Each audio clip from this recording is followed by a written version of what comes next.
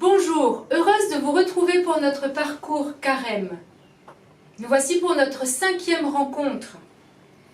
Dans les vidéos précédentes, nous avons parlé des 5 langages de l'amour décrits par Gary Chapman, puis nous nous sommes reliés à celui qui est la source de l'amour véritable en voyant l'ancrage biblique de ces 5 langages et en se positionnant par des moyens spirituels pour se laisser davantage faire par l'amour du Seigneur pendant ce temps du Carême.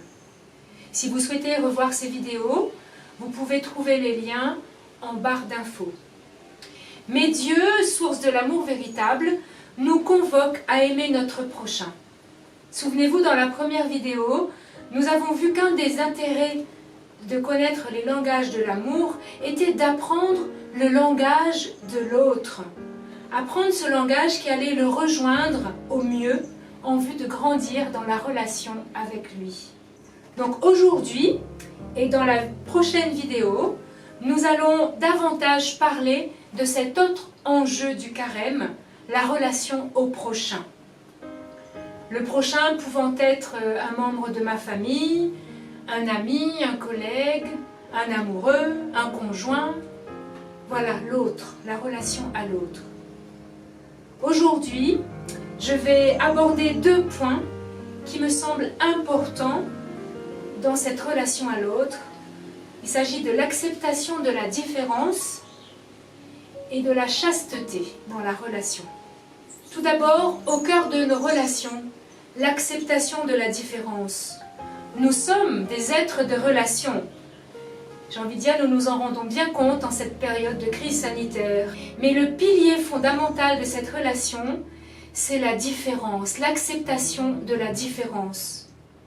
Au commencement de toute vie, il y a la différence. La transmission de la vie ne peut pas se faire sans différence sexuée. Il a fallu un homme, une femme, des gamètes mâles, des gamètes femelles pour qu'il y ait un embryon. On ne peut pas faire fi de ce roc de la différence sexuée. Ensuite, la différence qui est vraiment fondamentale dans la croissance du tout petit, ça commence à la naissance. Toute naissance est acceptation de la différence. Le bébé, quand il va naître, eh bien, il va pousser son premier cri, il va être en autonomie, alors fortement en dépendance avec sa maman, oui, il a besoin de sa maman certes, mais il va se mettre en autonomie cardiaque, en autonomie respiratoire. Et déjà, voilà, je suis un être autonome, différent de toi, je me détache de toi. Puis après, il y a le cordon. Donc le fait de couper le cordon, il y a une haute portée symbolique. Ça montre que le bébé n'est pas la maman, que ces 2 êtres ne sont plus en fusion. Donc il y a une acceptation de la différenciation chez la maman comme chez le bébé.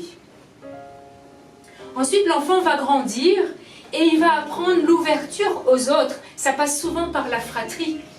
Il va devoir partager sa vie avec ses parents, avec ses frères et sœurs.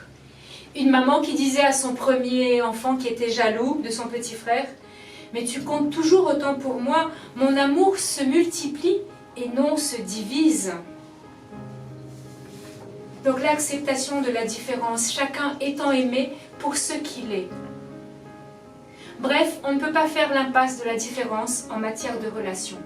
Et ça nous amène au second terme, à la chasteté.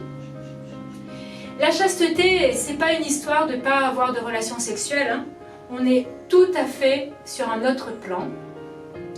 La chasteté, c'est une manière dans mon rapport aux autres, dans mon rapport aux choses, dans mon rapport aux événements, la juste distance à trouver pour que l'autre ait son espace.